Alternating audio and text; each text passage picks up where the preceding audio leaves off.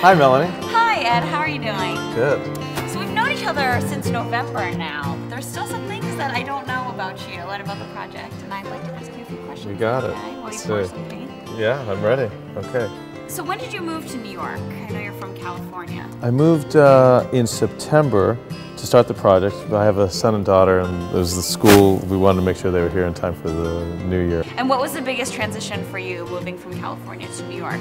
It was huge because moving back to New York, I mean, I went to school here, so I knew New York, but for my family, we were settled in California, and to all of a sudden kind of say, okay, we're moving, changing schools, you know, friends, you know, what do you do with your car and your house and your furniture and your belongings? So it was a big move all in all. How long ago did the Garden in Transit project come to you as an inspiration? 7 years ago, in 2000, we started the idea. I came on a trip to New York after finishing a big project in California, the Tower of Hope, and was looking all over the city streets to see what else we could possibly think about doing, and everything had been done in New York. All the buildings were already painted, color everywhere, and right in front of me, the New York City taxi was just zipping by one after another. I was like, click, yep. There it is, you know, this huge canvas. You know, it's always in constant movement. Possibly this would be the most magnificent type of new project is if we can get kids to paint on something that would go on the hoods, roofs, and trunks of the taxi. And why flowers? Well, the flower's been a symbol of Portraits of Hope for many years. And after going to many pediatric care units and hospitals, we'd seen that, that the flower was one of the integral parts of many of the children's drawings and paintings. It didn't matter where they came from, what region of the world, it was this universal, you know, the painting of the flower. And then because of its importance and symbolism, hope and beauty and healing, love, inspiration, patience, it made, you know, it was like a no-brainer.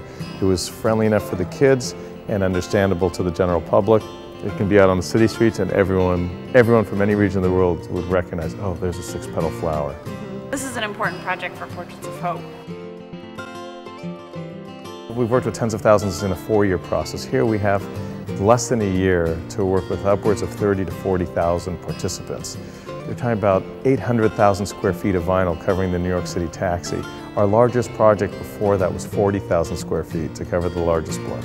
After Garden in Transit hits the streets of New York City, that government officials and leaders around the world will say, listen, here's a wonderful opportunity to get their kids involved in high-profile beautification processes where we can unify communities that may not speak right now to one another, different religious backgrounds, different ethnicities and so forth, different countries, and work together on something really magnificent. And that's really the beauty of the whole program.